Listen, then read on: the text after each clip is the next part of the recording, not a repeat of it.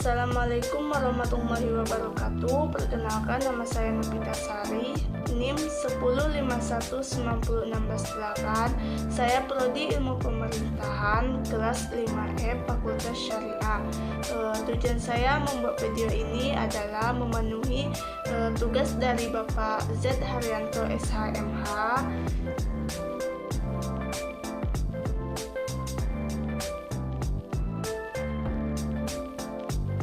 Saya di sini akan menjelaskan 3 materi. Materi yang pertama yaitu sejarah konstitusi dan perkembangan konstitusi. Sejarah konstitusi berbeda dengan undang-undang dasar dikarenakan suatu keikhlafan dalam pandangan orang mengenai konstitusi pada negara modern, sehingga pengertian konstitusi itu kemudian disamakan dengan undang-undang dasar. Kehilafan ini disebabkan oleh pengaruh paham kodifikasi yang menghendaki agar semua peraturan hukum ditulis demi mencapai suatu kesatuan hukum, kesederhanaan hukum, dan kepastian hukum.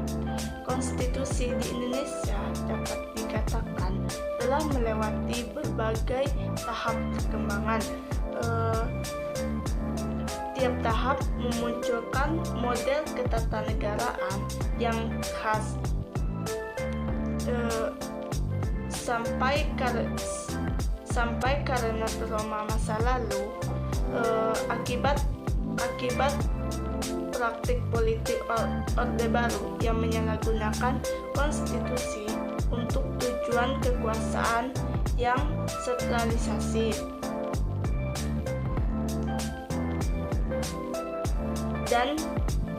sentralisasi dan otoriter, memunculkan ide untuk mengamandemenkan Undang-Undang Dasar 1945. Perkembangan konstitusi.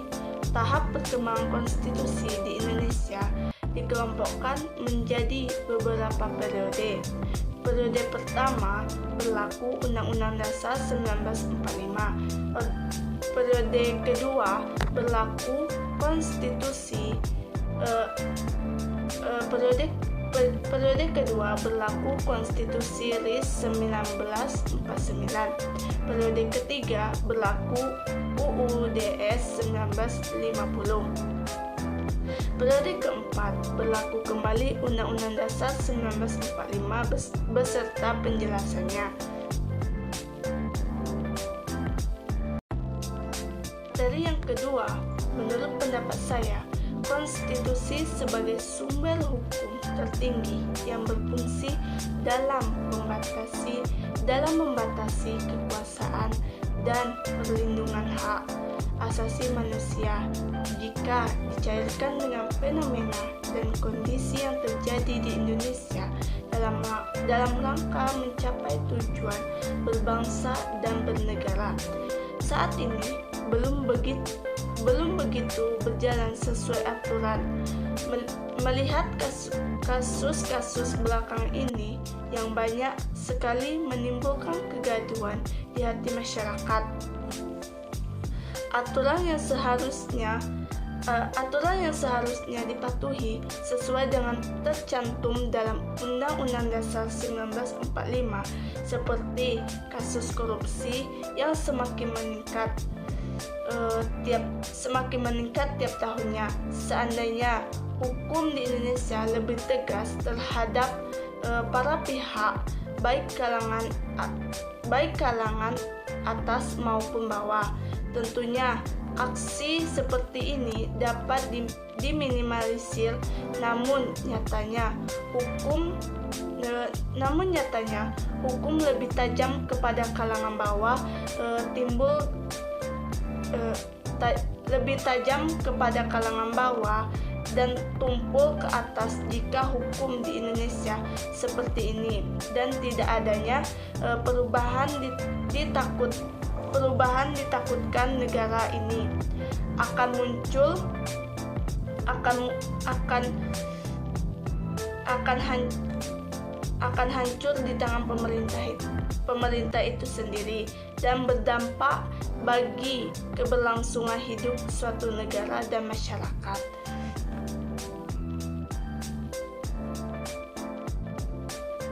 Jadi yang ketiga, melihat kasus pro kontra mengenai perubahan jabatan presiden menjadi 3 periode. Saya sebagai mahasiswa menganggap hal ini wajar karena adanya pihak yang mendukung dan menolak tentu memiliki alasan dan pandangan berbeda, di mana pihak yang mendukung dan menolak tentu memiliki alasan dan pandangan berbeda, di mana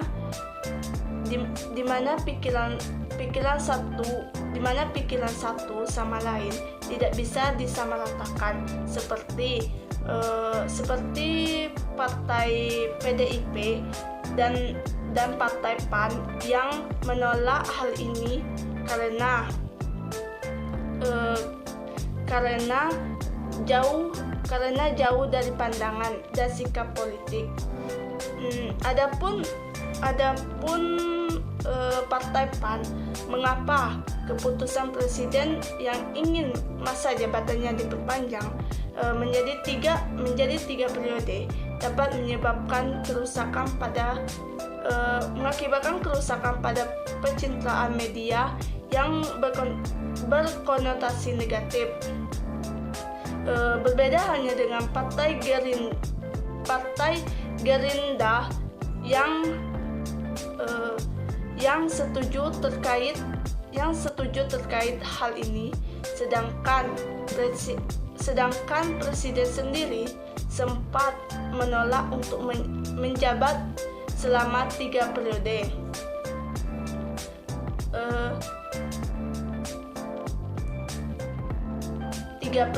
Dapat saya simpulkan bahwa keputusan